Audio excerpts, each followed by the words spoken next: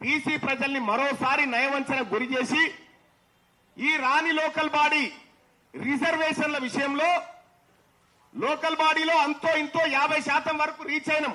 కానీ ఉద్యోగాలలో విద్య విషయంలో మేము వెనకబడినాం. మీరు ఇవ్వాల్సింది అక్కడ కదా మాకు. ఆ టాపిక్ లేకుండా లోకల్ బాడీ ఎన్నికల్లో 42% రిజర్వేషన్ విషయంలో బీజేపీ ఆయన కాంగ్రెస్ తిడతాడు, కాంగ్రెస్ ఆయన టీఆర్ఎస్ తిడతాడు. మరి ఉద్యోగాల అంశం ఏది ఇక్కడ? 42% రిజర్వేషన్ ఉద్యోగాలలో ఇవ్వాలి. కాంగ్రెస్ పార్టీ చరిత్రలో ఎన్నడూ కూడా కాంగ్రెస్ పార్టీ బీసీలకు రిజర్వేషన్ ఇవ్వలేదు. ఆ 27% రిజర్వేషన్ కూడా గౌరవ ప్రధాని మాజీ ప్రధాని విపి సింగ్ గారి పుణ్యాన్ని వచ్చింది. కాబట్టి కాంగ్రెస్ పైన బీసీ ప్రజలు ఇలా అనుమానంతోనే చూస్తా ఉన్నారు. అటు భారతీయ జనతా పార్టీ వాళ్ళు ముస్లింల పేరు మీద వాళ్లకు అంశం కావాలి కాబట్టి ఆ రిజర్వేషన్ ముస్లింలకు ఎట్లిస్తారని మాట్లాడుతూ ఉన్నారు.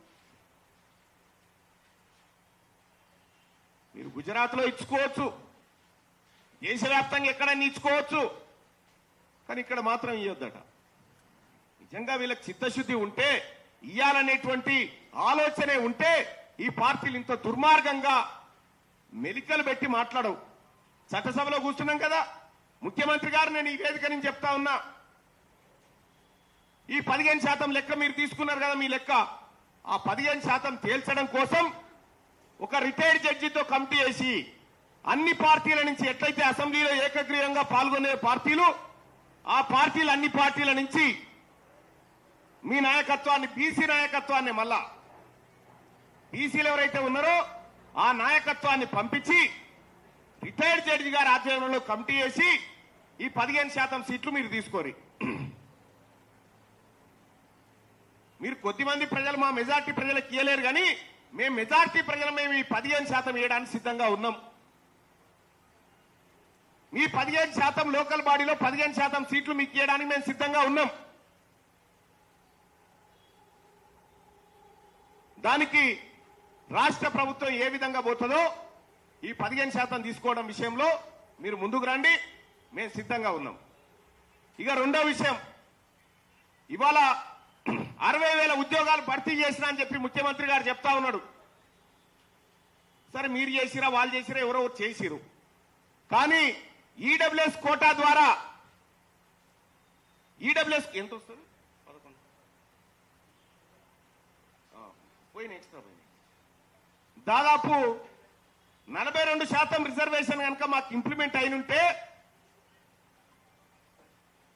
కనీసం 10,000 ఉద్యోగాలు మా బీసీ బిడ్డలకు వచ్చేటివి. ఇస్తాన్న 27% రిజర్వేషన్ కూడా మాకు దక్కట్లేదు ఉద్యోగాల దగ్గర.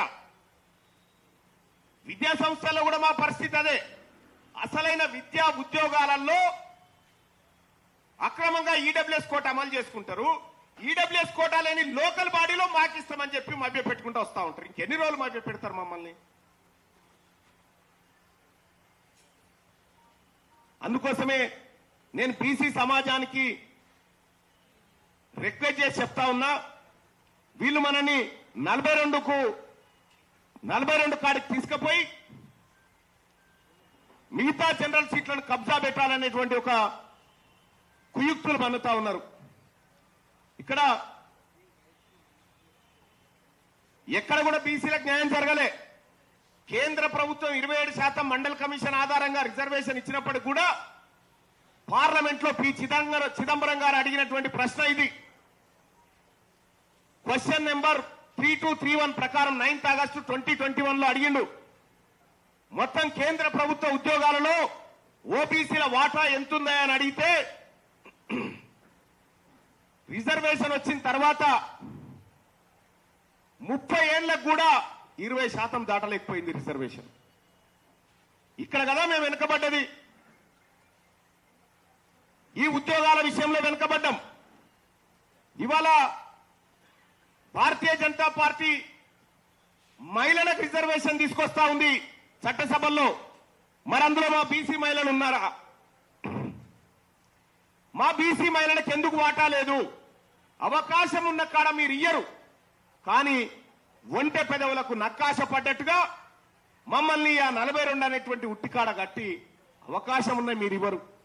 ఇవాళ ఇదే కాంగ్రెస్ పార్టీ మీ చేతులున్న కార్యక్రమాలు చేయకుండా 42% మంత్రి పదవులు బీసీలకు ఇయ్యంగా ఏ రాజ్యాంగం అడ్డుకోదు. 42% కార్పొరేషన్ పదవులు బీసీలకు ఇస్తే అడ్డుకునేవాడే లేడు. 42% కాంట్రాక్టులు 2023 నుంచి 2024 ఎండింగ్ వరకు 1,08,000 టెండర్లు పడ్డాయి. ఇందులో 42% టెండర్లు బీసీలకు ఇస్తాన్నారు కదా, ఇవి ఇస్తా అంటే కూడా ఎవడు అడ్డుకోకపోతుండే. అవకాశం ఉన్న కాడ మీరు ఇవ్వకుండా ఏదైతే క్లిష్టంగా ఉంటుందో దాని చుట్టూ మమ్మల్ని తింపి మీరు ఓట్ల రాజకీయం, ఓట్ల లబ్ధి కోసం ఇవాళ ప్రయత్నాలు చేస్తా ఉంటే కాంగ్రెస్ పార్టీ నమ్మడానికి బీసీ ప్రజలు సిద్ధంగా లేరు. ఇక బీజేపీ పార్టీ 42% విషయంలో ముస్లింల విషయం చెప్పుకుంటూ పబ్బం గడుపుతా ఉన్నది. భారతీయ జనతా పార్టీ హిస్టరీలో కూడా ఏ ఒక్కనాడు బీసీల కోసం మంచి చేసే రిజర్వేషన్ కార్యక్రమాన్ని తీసుకొచ్చిన దాఖలాలు లేకపోగా ఈ బీసీ నిరుద్యోగుల పొట్టగొట్టే విధంగా ఈడబ్ల్యూఎస్ రిజర్వేషన్ తీసుకొచ్చింది. ఈ ఈడబ్ల్యూఎస్ ని చెప్పో పెట్టకుండా, ఎలాంటి కమిషన్ వేయకుండా అప్పనంగా దొంగతనంగా 10% ఇంప్లిమెంట్ చేసింది బీఆర్ఎస్ పార్టీ. ఈ ముగ్గురు తోడు దొంగలు కలిసి బీసీలకు 42% రిజర్వేషన్ తీసుకొస్తా, నువ్విస్తావా, నేను కట్టుబడున్నా ఒగల్ని బట్టకొగలు వాళ్ళ ధర్నాలు చేస్తా ఉంటే